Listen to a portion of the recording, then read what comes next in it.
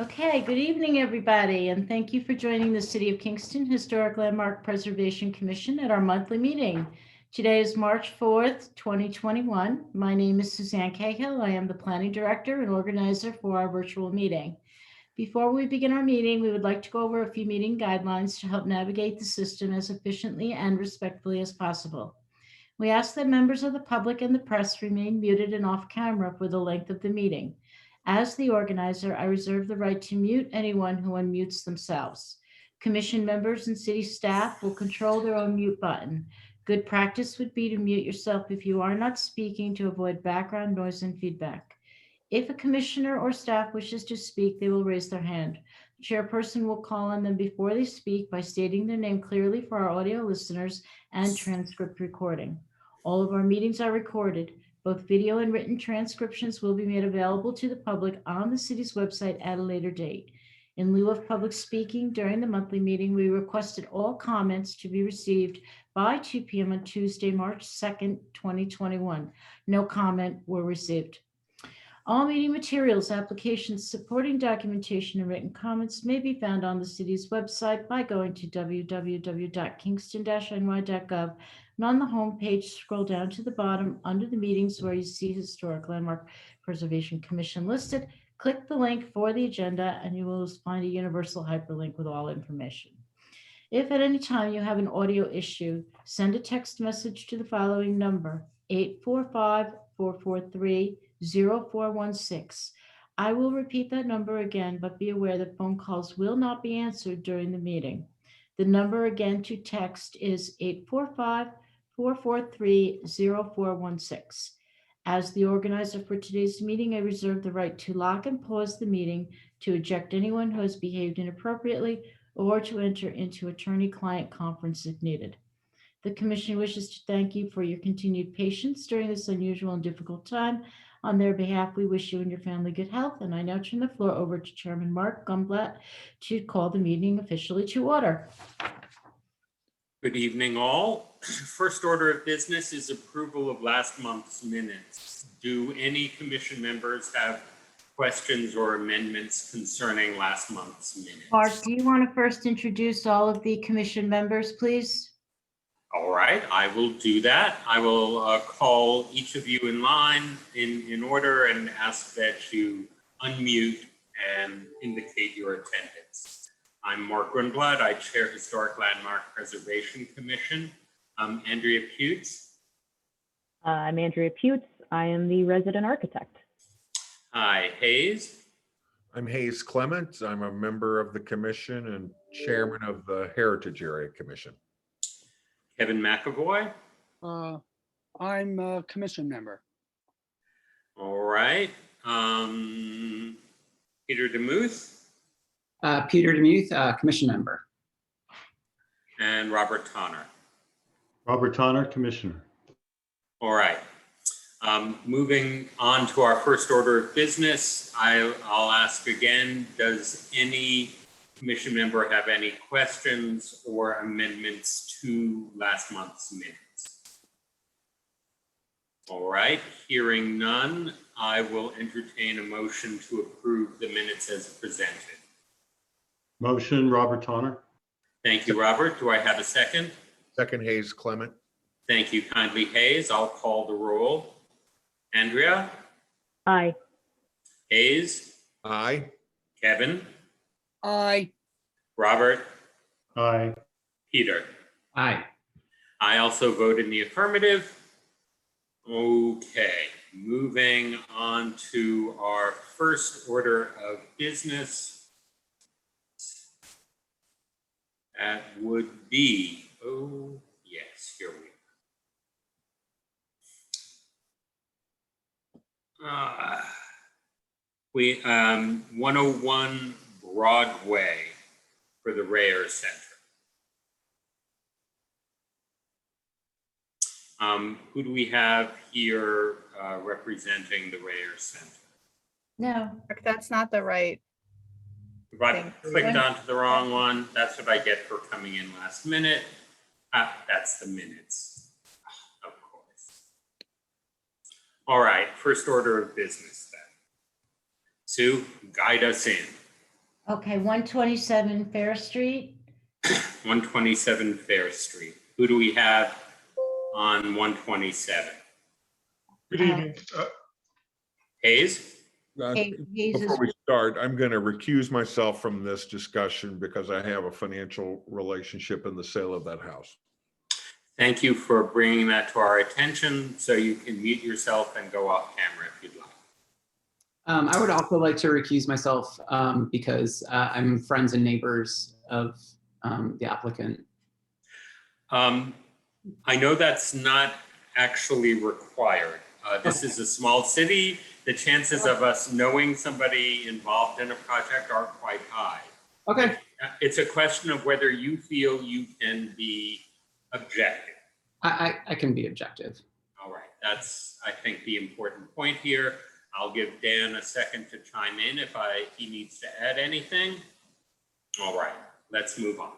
Yeah, the only thing Dan would add is that if Peter recuses himself, any vote would have to be unanimous because it's still got to be a majority of the full board. So, Right, just to give the applicant a full, hearing, absent an actual conflict, I would recommend that you don't recuse yourself. All right, thank you for that, Dan. Okay, who here is presenting to the board? I am. My name is Jason Vollmer. Hi, Jason. How are you, sir? Doing well. Give us a quick description of what you think we would need to know about your proposal. So regarding this home, we replaced windows in the home, 9 windows in the home back in 2018. They are a 6/6 divided light panel window, fiberglass Marvin window that was installed in 2018. The windows that are currently there that were replaced in 2018 are on the front, left side, and the rear of the home. The new proposal is to replace the 16 remaining windows on the left, rear, and right side of the home. The homeowner has decided to maintain the front windows and have those historically preserved. All right. Does any commission member have a question for Mr. Vollmer? Everyone's had a chance to look at it. All right. Jason? Yes, sir. This is Kevin. Yeah, just so it goes in the record, I think it was that Emily Major had done those other windows, the historic windows. That is correct. Right. Yes. Okay. Yeah. Okay. That's all. That's it for me. All right. And Julie, I am having trouble finding email from you here. You want me to resend it? Yes, I'd ask you to. I can read the findings of fact for you, Mark, if you would That like. would be a kindness in Okay, but in the let's evening. first While you're doing that, I will continue to look for it. But if Okay, you let's would, do the secret first. all right. I will entertain a motion for declaring this a type 2 action under the State Environmental Quality Review Act. Moved, Andrea Pugh. Thank you, Andrea. I need a second. Second, Kevin? Thank you, Kevin. All right, I will call the roll. Andrea? Aye. Hayes is recused, so Kevin? Aye. Robert? Aye. Peter? You're still muted, Peter. Sorry. Aye. Yeah. I also vote in the affirmative. Okay, All right, if you would read the findings of fact, please, Sue. I will. Introducing the motion that the commissioners present find as fact that the proposed window replacements at 127 Fair Street in the Fair Street Historic District by the applicant Brian Hommel Home Improvement and owners Ari Goldstein and Beth Sauberman if done according to the plans reviewed at this meeting and according to the procedures stipulated in section 405-64 of the City of Kingston's Administrative Code, is compatible with the historic character of the building and the district for the following reasons: that the proposed work will take place at the 2 1/4-story wood frame house with its front gable facing northeast, situated on Fair Street and somewhat centered between Franklin and St. James Streets, appearing on the 1858 J.H. French map of Ulster County, having been built sometime prior to that year. That the proposed work will involve the replacement of 16 windows on the sides and rear of the house with matching white aluminum and fiberglass clad with wood interior pocket windows with simulated divided lights to match front window configurations of 2/4 grid patterns. That this work will cause a material change to the external appearance of the property.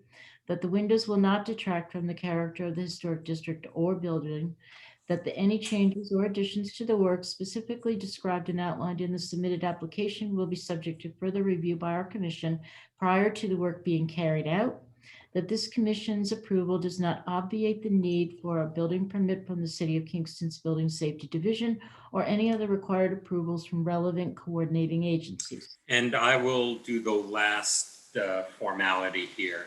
Okay. Based on the preceding findings of fact, I move that on this 4th day of March, 2021, this commission grant a preservation notice of action to the above referenced applicant for the work as described herein and in its application to the commission, such notice to be subject to the conditions contained in the foregoing motion. Do I have a second? Andrea Second. Hughes moved. Oh, this is tough. I'm going to call it for Robert. Is there any further discussion? No. All right, hearing none, I will call the roll. Andrea, Aye. Kevin, Aye. Robert, Aye. Peter. Aye. I also vote in the affirmative. Okay. All right. Thank you very much, Mr. Vollmer. Thank you. Have a good evening. You do the same. Aye. All right, moving on to 42 Main. Do we have someone here on that? Yes. John Dwyer. All right. Yes. Mute yourself. Okay, hi, Mr. Dwyer. Thank you for appearing this evening. And what would you like the commission to know about your proposal? So the project is to add 4 light fixtures on the sign that's on the front facade of our building here on Main Street to illuminate that sign. All right. Has everyone had a chance to review the application? And does anyone have any questions for Mr. Dwyer? All right, seeing none, I will entertain a motion to declare this as a type 2 action under the State Environmental Quality Review Act. Hayes Clement, so moved. Thank you, Hayes. Do I have a second? Robert Tonner, second. Thank you, Robert. All right, I'll call the roll. Andrea, Aye. Kevin, Aye. Robert, Aye. Peter, Aye. Hayes. Aye. I also vote in the affirmative. Moving on to the application itself. Does anyone have anything they'd like clarified regarding the application? All right, seeing none, I'll read our findings of fact. I will be moving that the commissioners present find as fact that the proposed window replacements, this has to be wrong. This is the older. Boy, I am having trouble with calling up what I need when I need it. No, I think I That's might have just left window replacements in there. Make sure it's not the wrong one. All right, it's dated properly, but this looks like something we approved earlier. Am I correct? So this is meant to be the lighting. So let me amend this, that the proposed lighting at 42 Main Street in the Stockade and Fair Street Historic Districts by the applicant and owner, John H. Dwyer, Irrevocable Trust and Clegane Properties LLC. If done according to the plans reviewed at this meeting and according to the procedures stipulated in section 405-64 of the City of Kingston's Administrative Code, is compatible with the historic character of the building and the district for the following reasons. That the proposed work will take place on the 2.5-story Queen Anne style building on Main Street, situated one property from the corner of Fair Street, its front gable facing west, appearing in its place on the 1858 JH French map of Ulster County, possibly being one and the same, and thereby probably having been built sometime prior to that date. That the proposed work will involve the installation of 4 small 15-watt downlighting fixtures onto the existing wall signage on the 2nd-story facade. That this work will cause a material change to the external appearance of the property. That the lighting will not detract from the character of the historic district or building. That any changes or additions to the lighting specifically described and outlined in the submitted application would be subject to further review by our commission prior to additional work being carried out. That this commission's approval does not obviate the need for a building permit from the City of Kingston's Building Safety Division or any other required approvals from relevant coordinating agencies. Based on the preceding findings of fact, I move that on the 4th day of March 2021, this commission grant a preservation notice of action to the above referenced applicant for the work as described herein and in its application to the commission, such notice to be subject to the conditions contained in the foregoing motions. Do I have a second? Hayes Clement, second. Thank you, Hayes. All right. Any further discussion? Seeing Peter? No. All right. Seeing none, I will call the roll. Andrea? Aye. Kevin? Aye. Robert? Aye. Peter? Aye. Hayes? Aye. And I also vote in the affirmative. Thank you, Mr. Dwyer. Thank you all. Have a great night. You do the same. All right, those are the 2 approvals on our agenda.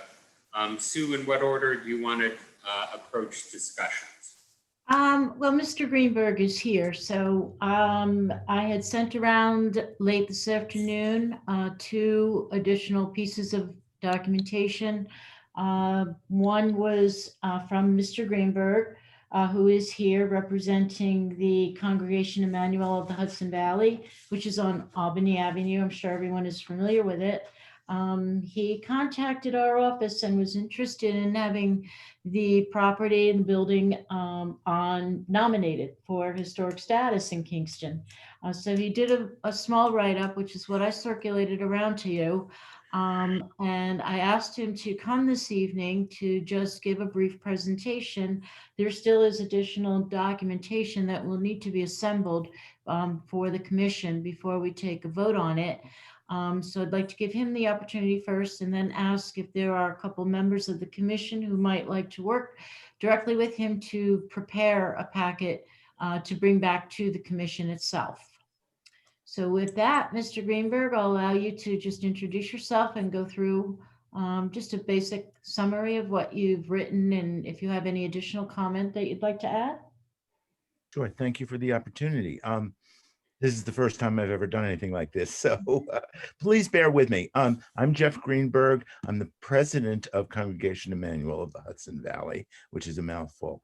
The building is an icon of mid-century architecture, built around 57, 58. I think it was dedicated in 59. It is, yeah, I think there are 2. It's probably the only surviving example Arthur Silver's at least mid-century architecture, certainly in the area. It's unique on Albany Avenue. I think we can all agree to that. Yeah, the other interesting thing, the interior is quite interesting as well. A member of the congregation was a man by the name of Kurt Masdorf, and he founded the metals program at SUNY New Paltz. And he did there's metal on the exterior and the I don't know what you would call it architecturally. It's a bow. It's almost like the bow of a ship that that reaches out towards Albany Avenue. There's metal work on that, and there's metal work on the interior as well. It's it probably would have worked better in Miami than up here, but it was the 50s when the congregation undertook the building of this thing, and I'm speculating, but I'm guessing that they were flush with IBMers and they wanted a showpiece, and so they left their old home on, I think, on a Beale Street in the Rondout, and contracted Silver to design a piece of mid-century architecture for them. And it's a very interesting piece of architecture. I've done a lot. Actually, my wife wrote a book on mid-century furniture. So it's kind of a bit of a passion of mine. But I'm doing this for the congregation, not for me. And I'd like you guys to consider it, and I'll certainly answer whatever questions I can answer. I think Mark knows it well. I think that's a safe assumption. I've been a member of the congregation for over 25 years. As I told Sue earlier today, and you probably don't know, I wound up with photographs of the official opening of the building from the Ronder family. So I have a carousel of slides and other information from when the building was opened that I would be happy to share on this project with you and whoever else would want to be involved. It's really my pleasure, and having known Kurt Matsdorf, it's an honor. So yes, I would love to work with you on getting the paperwork in order for an application. It's some of the terminology is a little bizarre, but I think we can work through that. A little Talmudic pilpul here and there, we should be fine. Hayes, yes. I love the building and I love this idea. But can you just walk us through what the hierarchy and the process is here? Is the building already like on the National Register of Historic Landmarks? It's never been nominated for anything. Okay, and does that need to be a precursor nomination and designation to this? No, we can go in whatever order we would like, and that's something I would explain. Oh, sorry, Sue. No, I'm just saying that a local designation can be the first step to getting the state and then ultimately the national. It depends on what documentation is turned up in the investigation. But a local designation, even just solo in isolation, would protect the building in some way from duration of being raised.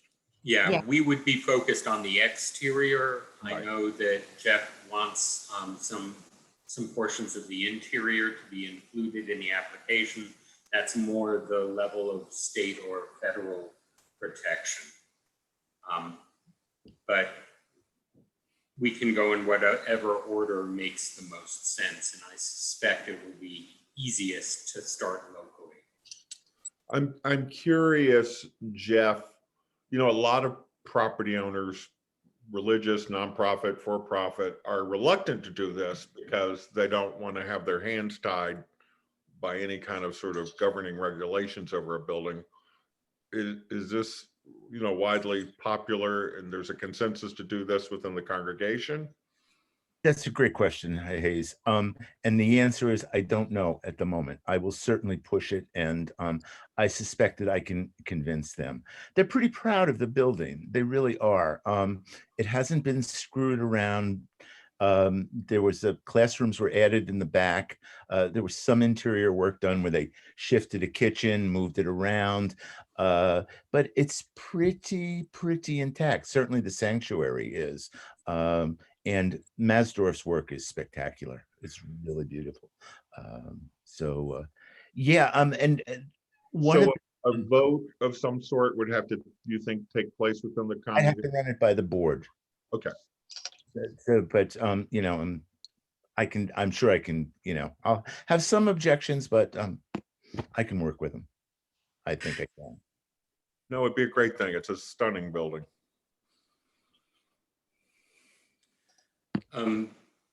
Andrea, Hi.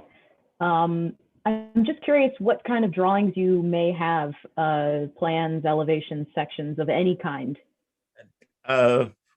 Andrea, we've uncovered some kind of rudimentary stuff. You know, I have no idea what the drawings were for. Maybe to sell it, you know, to sell the architecture to the congregation. I've got a few things, not a lot. I don't believe we've dug up the original plans. It would be great if we could, and you know, we'll take a look. We really will. But as you know, records get they disappear. We could look for them. I'm sorry. We could try to look for them. This is Julie Edelson Safford.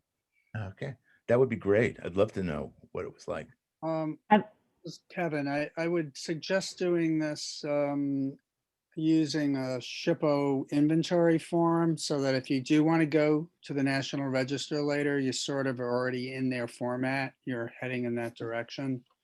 And I think it's a best practice for this board to use the SHPO inventory forms just as a general thing for nomination. SHPO, by the way, Jeff, is the State Historic Preservation Office. Okay, great. Have there been any renovations at all of any kind, any upgrades or anything to the structure over time? And I don't really know what year they were added. In the back, they added classrooms. It's just a rectangular structure that that houses two-story structure that houses the classrooms. There's a chapel which was repurposed from the kitchen, and they moved the kitchen around. So some shifting interior. The only exterior stuff was as I said, the classrooms, and that was done way in the back. And Mark may know when that was done. I don't really know. I suspect sometime in the 80s, 90s. No, I think it was earlier than that, probably late 60s, early 70s.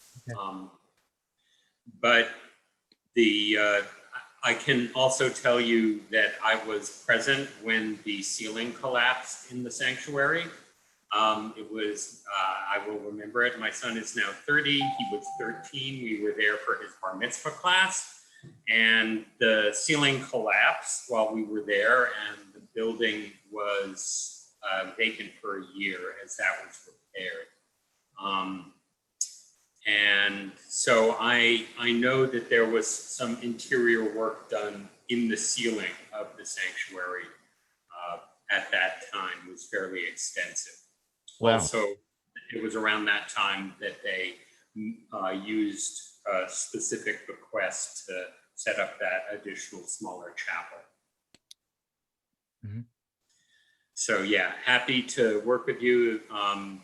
I'll bug Sue for a copy of a SHPO form. I'll walk you through that. And if you want me to show up in front of the board, I'll be happy to do that as well.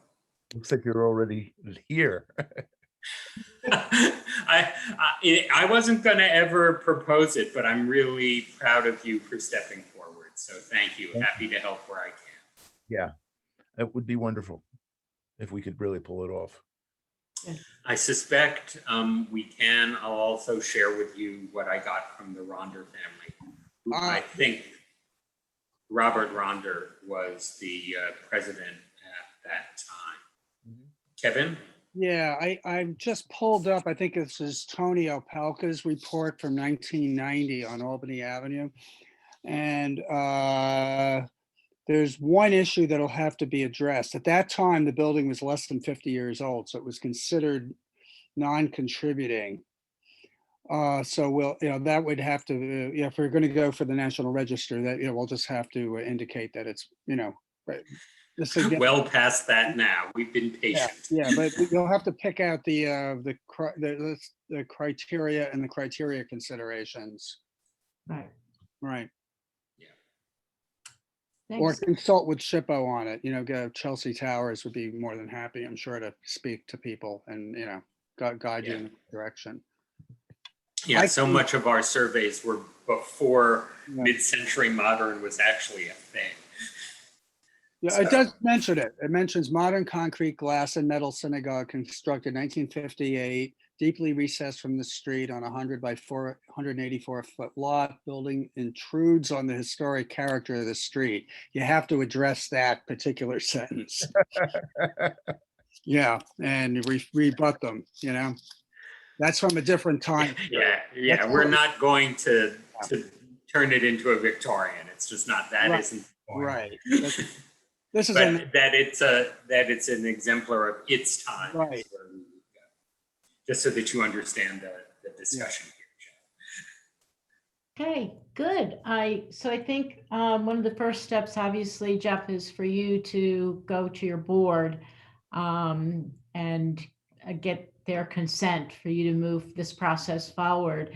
Certainly, I think I'm getting the sense that the entire board supports the project, as long as your board does. And if I can get a couple, well, actually, Mark's already volunteered to help you. If there's another commission member that might be interested in working on this project, Hayes. Okay, Thank you, Hayes. 2 commission members. I can look at the, the formatting as to how, when you have it to Right. I yeah, can get, put it yeah, together into the inventory. right. I'll Yeah, get that and more. consult with Chelsea if we need, unless Julie wants to do that, I don't know. But Yeah. if you do, yeah, feel free. And, but one of us should consult with Chelsea on it as well, even at the local level. So I can be involved in that. Okay, Welcome the experience, so I would like to as well. Yeah, okay, sounds good. Can I ask a question? yes. Please. Is there some document that will walk me through what, if we were to get the designation, what that would entail, or what restrictions that would entail? Is there a document somewhere, just so I'll know? There is a document. Well, the local. There's a city Dan wants to- code will Right. explain. Yeah, okay, you got it.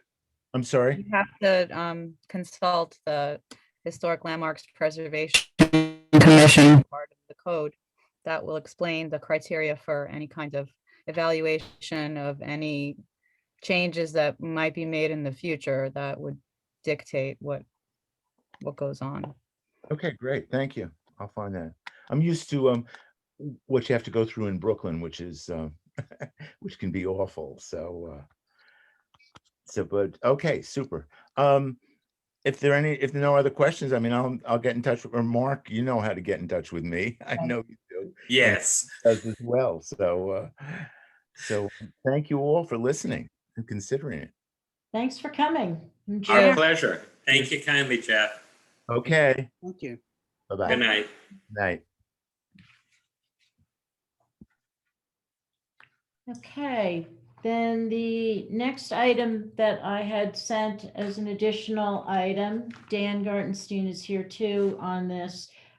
This just came from the council the other evening, and it is a referral to make an amendment to the zoning code, essentially just amending the definition of hotel, which is in various forms in different sections of the code.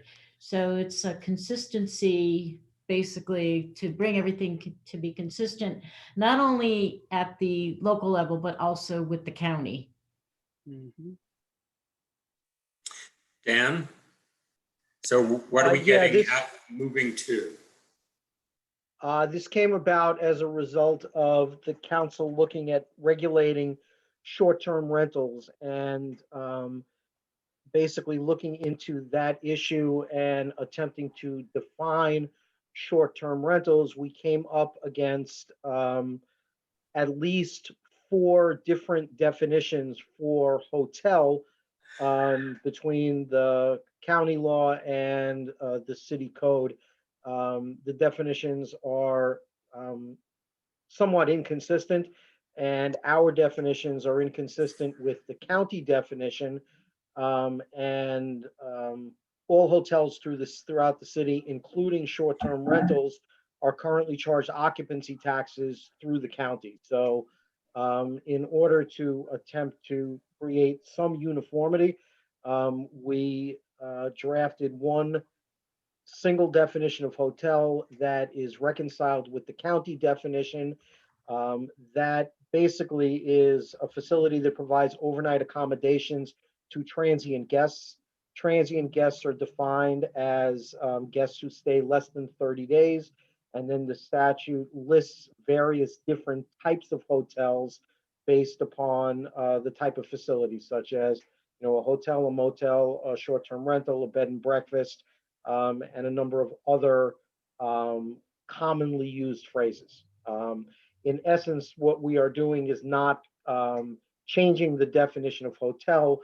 We are clarifying that currently all of these different types of facilities by law are hotels because they're paying occupancy taxes pursuant to the county's definition. So this would have impact mainly on the planning board in future discussions more than design considerations, I'm presuming. Doesn't sound like we have, it changes what we do a heck of a lot. No. No, I don't believe it impacts the Historic Landmark Preservation Commission, but it is a definition that is applicable to properties across, you know, the city. Therefore, it impacts the properties that fall within your jurisdiction, and you have to be noticed and given the opportunity to chime in. It's at the beginning of the process right now. I asked you to put it on the agenda this evening because the sooner we get the comments back from, you know, the 3 entities, the sooner we can start reconciling the language in the code and moving forward to addressing more substantive issues related to, you know, lodging of transient guests. The council last night, what's today, Thursday, so Tuesday night, adopted this definition with in the 2 places in the code that are outside of the zoning code. With regard to the zoning code definition, we need the referral. So that's the 3rd definition and the last one that is acted upon, and it needs to be referred through this board. If the board agrees that it really has no direct impact on historic preservation, I would request that you just send, you know, vote on that this evening. And just to get ahead of the process, just send a letter immediately to that effect. Hayes? Dan, the bottom line is the intention of all of this to just collect more sort of hospitality room tax, or is the intention to limit who can provide short-term rentals? The intention of this is to correct ambiguities that currently exist in the code that make it impossible to implement any real change, whether it be to regulate short-term rentals or to require licenses for hotels. Anything that we want to do to move forward in this arena is hampered by the fact that we currently have 3 different definitions of hotel. And none of those definitions mirror the definition that the county is using when the county charges occupancy taxes. Got it. Okay. Peter, you have a question? Are you looking to change the definition of a hotel to include short-term rentals or to exclude them? Short-term rentals are hotels. Yeah. Okay, they are because they pay occupancy taxes through the county. They pay bed and board rate. Okay, our definitions of hotel include certain ambiguities with regard to the time frame and the types of facilities that are actually listed. So we are simplifying the definition and reconciling it with the county definition. So basically, it just says providing overnight accommodations for transient guests. If I recall correctly, at least one of ours had made a big differential whether they served meals or didn't serve meals. There were all kinds of, this is common in our city code, sadly. It's very piecemeal and self-contradictory. Correct. And I mean, the example that Mark gives is perfect because the desire or the need or the government interest that is served in regulating these types of facilities really has nothing to do with whether or not breakfast is served. The provisions with regard to breakfast were enacted when there were issues in the city with regard to bed and breakfast. But in essence, a bed and breakfast is just a hotel in a different subcategory, the same as a short-term rental is. So basically what this does is establish that they're all hotels, okay, and they have different names. And if regulations are going to be imposed, they should be imposed uniformly. All right. I'm wondering about how the board wants us to proceed. Are there any other questions for Dan first? Well, what do folks think?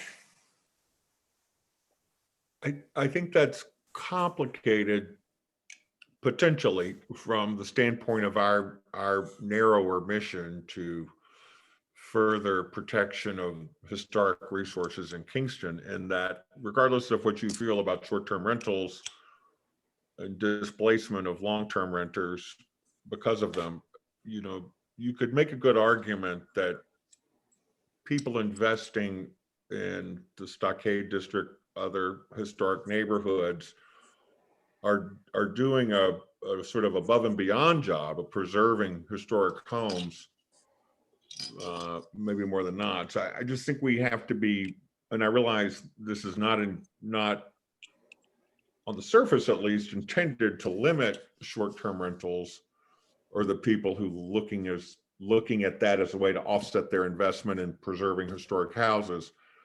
But I do think we have to be mindful of that as, a positive consequence of some investment that's driven by short-term rental.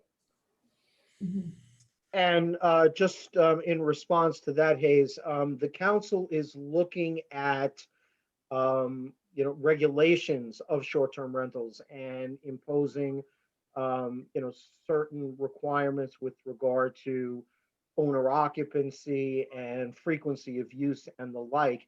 And our office had to slow them down in even considering regulations until they get the definition sections reconciled with what's currently in place with the county, particularly because the facilities that are operating now are paying hotel occupancy taxes through the county.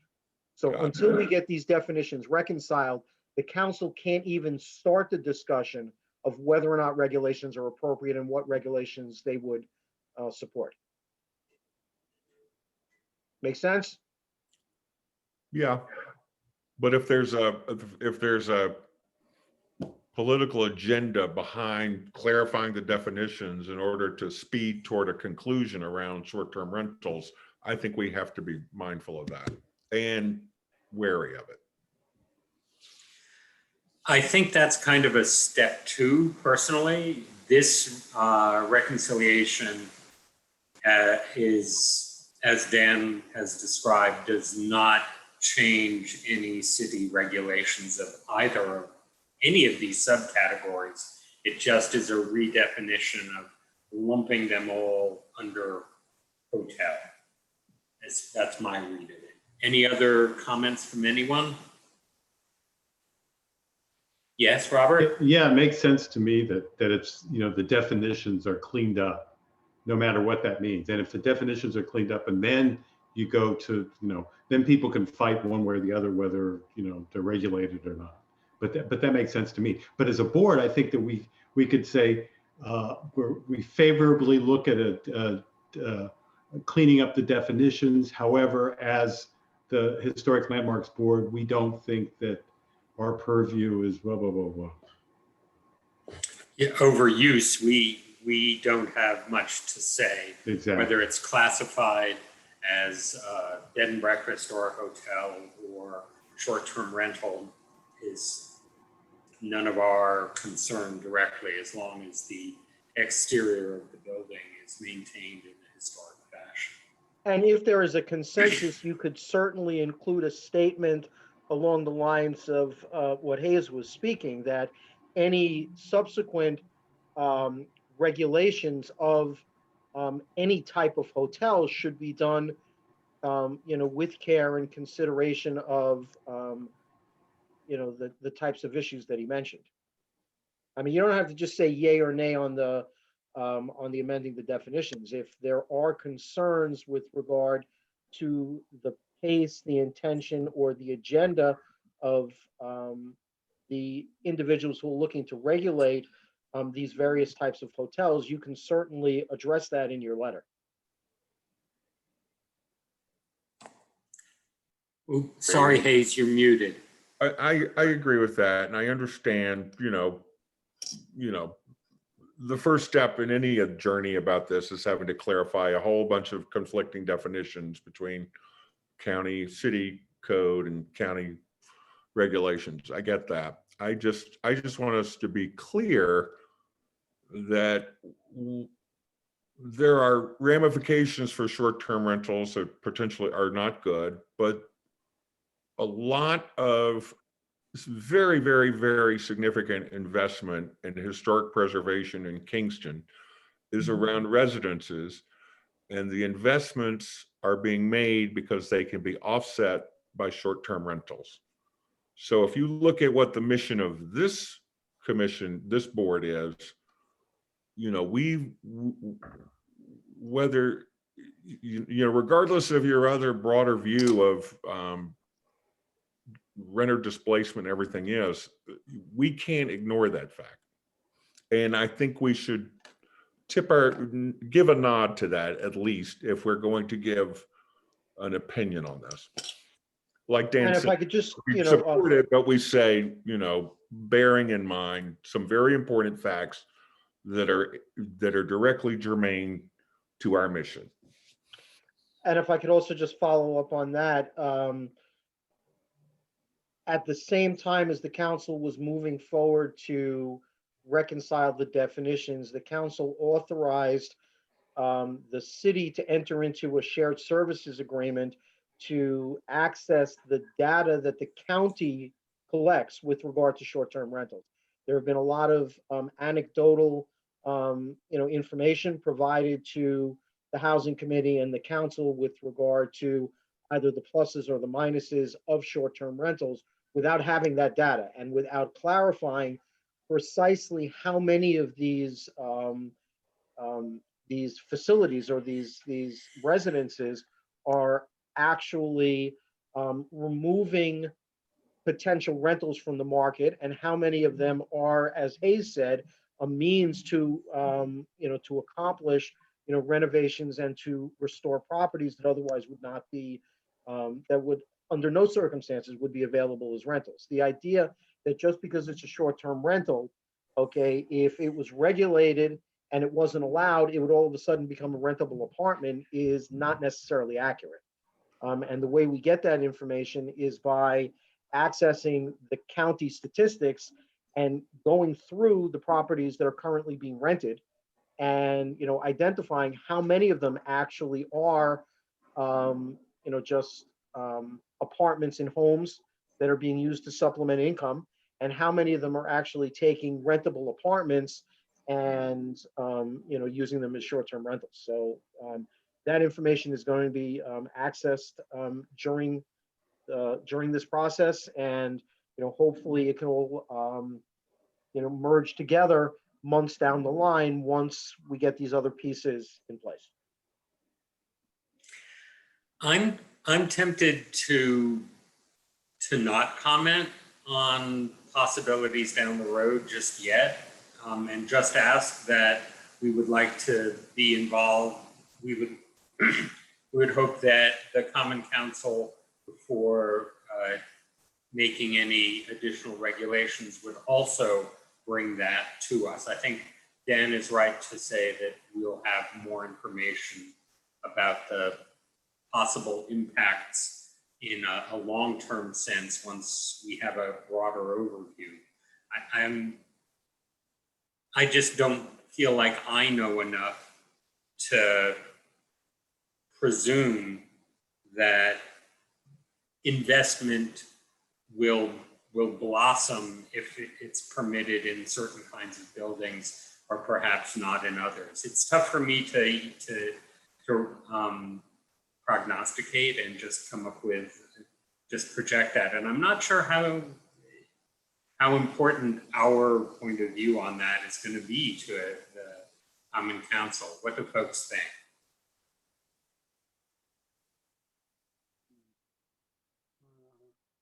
I don't really have an objection to cleaning up definitions. I mean, we've seen more damage done with sloppy code, over time, right? True. And wait and see what the next step is in terms of if there's going to be additional regulations or not. And then weigh in at that point if it looks like it's within our purview. If I could just say, I mean, Dan is correct though in saying that any change that would be contemplated for the zoning code on a citywide basis would affect all historic properties and historic districts. So by law, the council is mandated to refer any of those changes, whether they're text or mapping changes, to you for your comment and feedback. Right.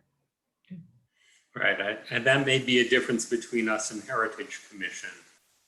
Heritage, they're not mandated to do heritage. Local planning board, county planning board, and landmarks. It's a citywide issue. Planning board is always, and county is when it's within a certain parameter boundary. Right, and that just for covers most of the city. Just for clarification, one of the other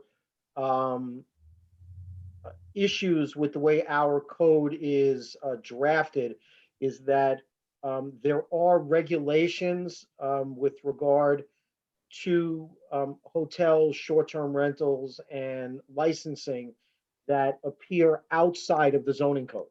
And with regard to those provisions, there is no requirement that they be referred to this board or to the planning board. So, care will be exercised to, keep, the boards as, involved in the process as possible. But I don't want there to be any misrepresentation with regard to that issue.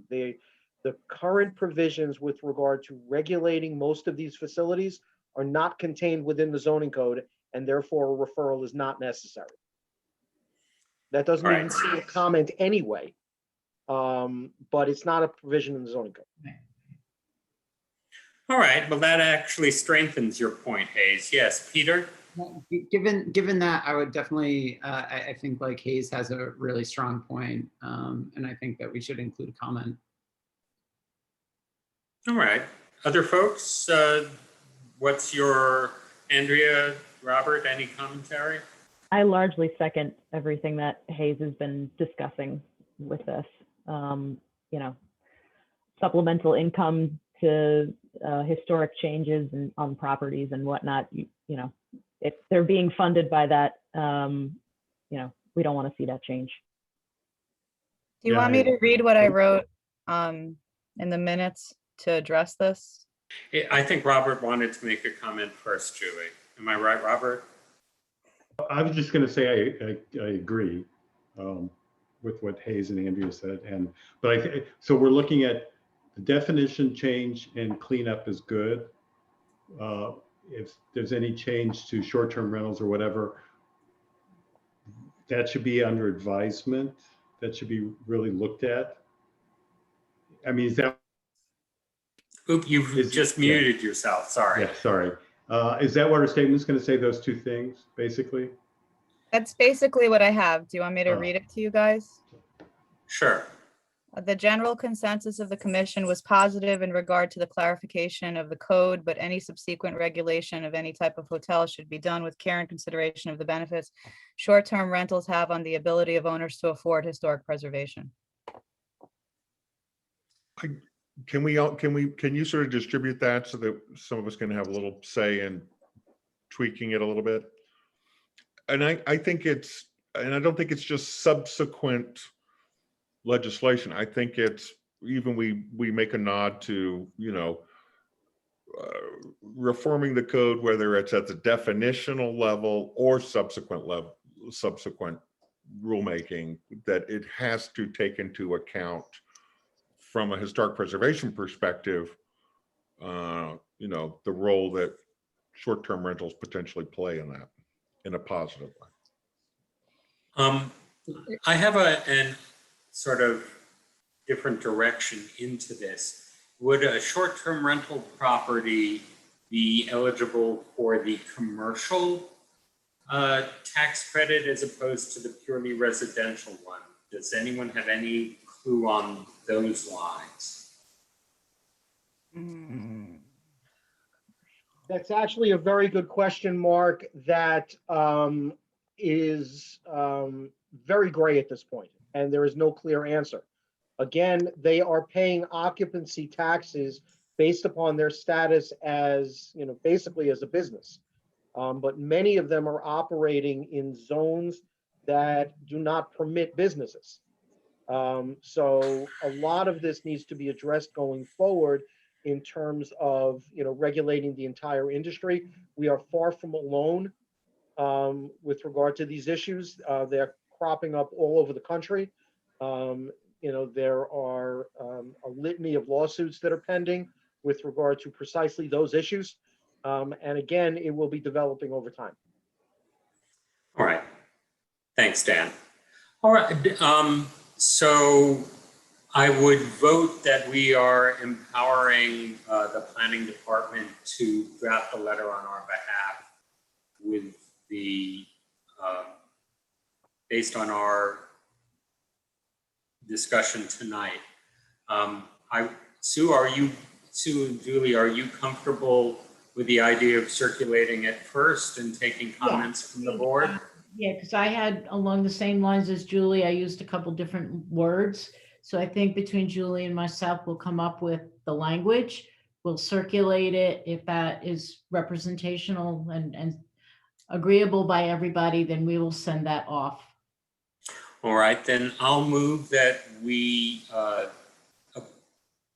direct the planning department to draft a letter on our behalf and circulate it to to our commission members before submitting to the Common Council. Do I have a second? Second, Hayes Clement. Thank you, Hayes. All right, I will call the roll. Andrea? Aye. Kevin? Aye. Robert? Aye. Peter? Aye. Hayes? Aye. And I also vote in the affirmative.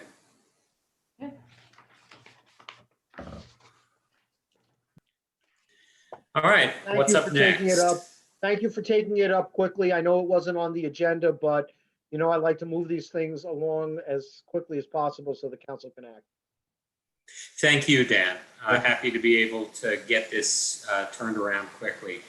I believe there's one other item. We actually have two, but Okay. we do have one on the agenda.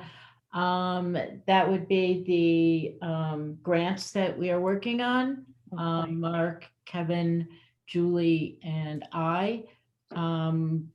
Julie, do you want to speak to the CLG and Kevin, the underrepresented communities? Julie, do you want to go first? Sure, sure. We met with grants management and we're going forward with those 2 grant applications. I am working on the CLG citywide survey, which is what we decided after speaking with SHPO. We're actually going to apply to get a survey of the entire city, starting with Wilbur and Pankaki, and then moving forward to areas that have either properties rather that either haven't been surveyed yet or have been surveyed in the past but were considered ineligible for whatever reason. We're going to be applying the new standards for preservation that are just being developed currently, and hopefully we will get a lot more protection for the properties in the city. You want me to do the underrepresented?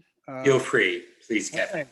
Yeah, well, I think where we were left with that was we were on the same 2 meetings, one with the SHPO, and then again, I was on the meeting with Suzanne and Julie with Kristen Wilson and Ruth Ann Frank.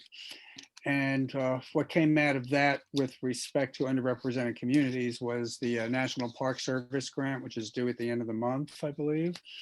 And would be doing a National Historic Register nomination for the African American burial ground.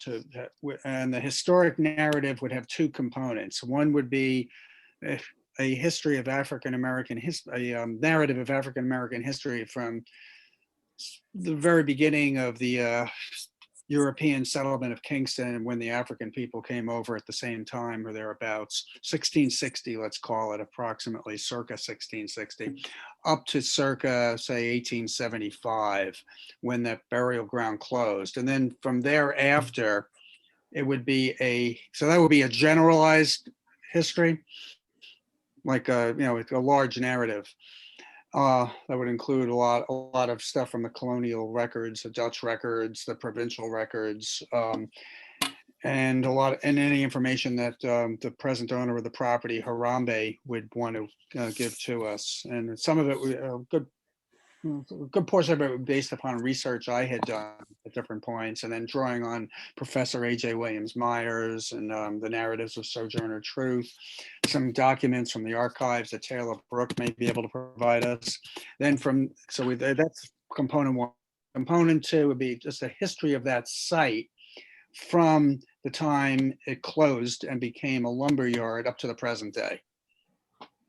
And then there's the other part of the National Historic Register, which is the property description. And included in that is a lot of deed work explaining the original metes and bounds of the cemetery and how it got to be where it is today. So I think that covers it. And just to go back to the prior conversation that we had with the commission, we are not applying for any grants currently for the digitization part, but we're still moving forward with it. So Andrea, Peter, I'm going to be contacting you guys as soon as I can work you in. And I have a letter of support from Harambe that they sent me this week for the other nomination. I'm going to get one from Kingston Land Trust as well, and probably from Scenic Hudson as the Friends of Historic Kingston said you reached out to them as well, Kevin, right? Yeah, I did speak to Jane Keller. Yes. So we'll have a few letters of support, and they should be coming quickly. And both of these. There's specifics about the National Park Service that is going to be different from a regular historic application for a grant. This is the first time I think we've tried for something from the National Park Service, and I'm just not familiar with their layout and the sort of things they might specifically be looking for. Do we have a good sense of that? We're working with grants management. The application wasn't available to the public. They had to go into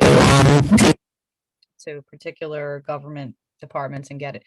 But we're working with them, and so far we haven't, we're in the initial phases where we're working on the statements right now.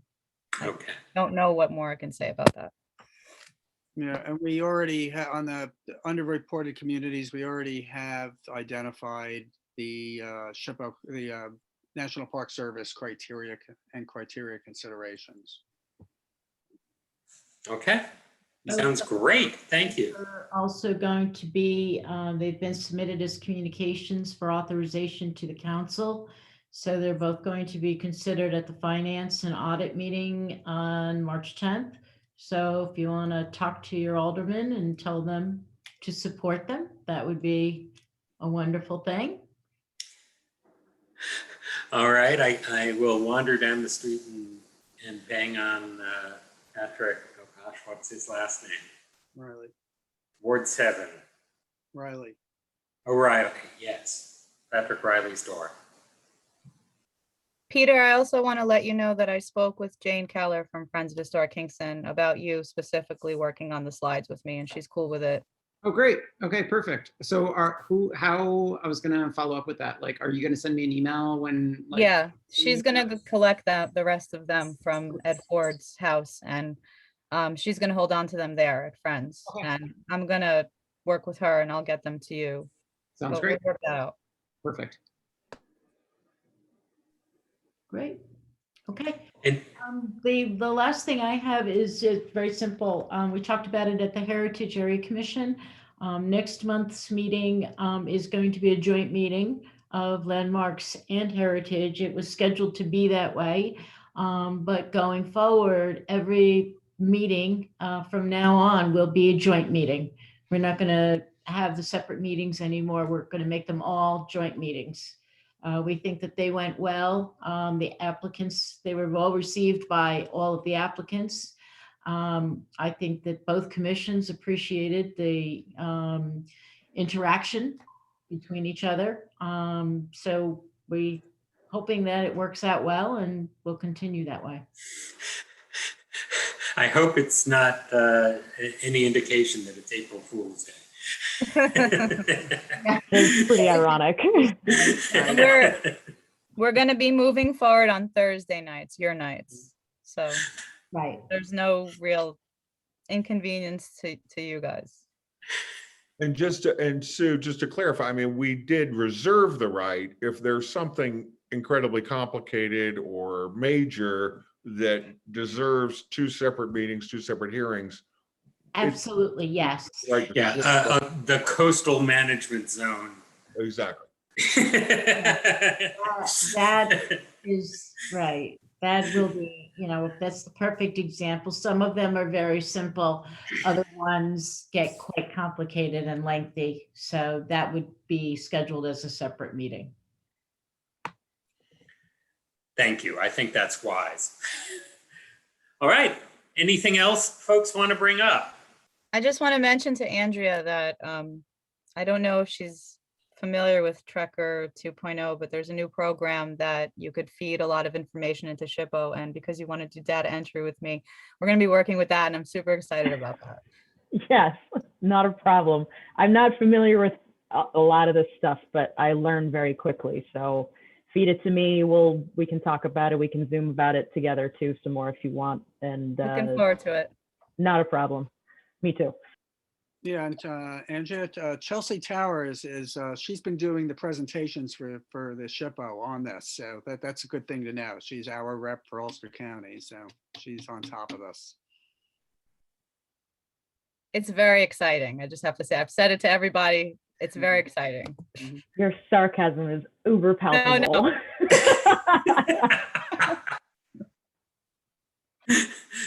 All right. Anything else to be brought to our attention this evening? No. Not seeing anything, I will entertain a motion to adjourn. Hayes Clement, so moved. All right, a second, please. Andrea wins second. that race. I will call the roll. Andrea. Aye. Kevin. Aye. Robert. Aye. Peter. Aye. Hayes. Aye. It's unanimous. Have a great month, all. Thank you very much and good night. Oh, I'm worried now. What you might do with that? Oh, come on. Oh, you're a very creative soul. You'd come up with all sorts of things I wouldn't expect. Okay. Sue, I have one question for you. Yeah, Heritage Commission, are we meeting next week? There was no. a vague rumor of that kicking around. No, okay. Well, it was, what we were Special meeting. trying to do was to get ahead of the game by looking at what dates might be available Right. for people. It would be convenient, but the Brickyard people are not ready for the special meeting at this point. So I need 5 days in advance to publish a meeting. So I wanted to know a date that would work, but obviously not happening. Not happening. Okay. That's So are we not having the coastal consistency then on April Fools? Or are we gonna, I don't know. We're still waiting for more information from them. They're still Okay. giving us information. so we'll So- have to figure that out. That's all. We'll figure it out. Yeah. Okay. Sounds good. Hi, Yep. Okay. Good night. Night. Kevin. Did you close the meeting? Let me end the recording.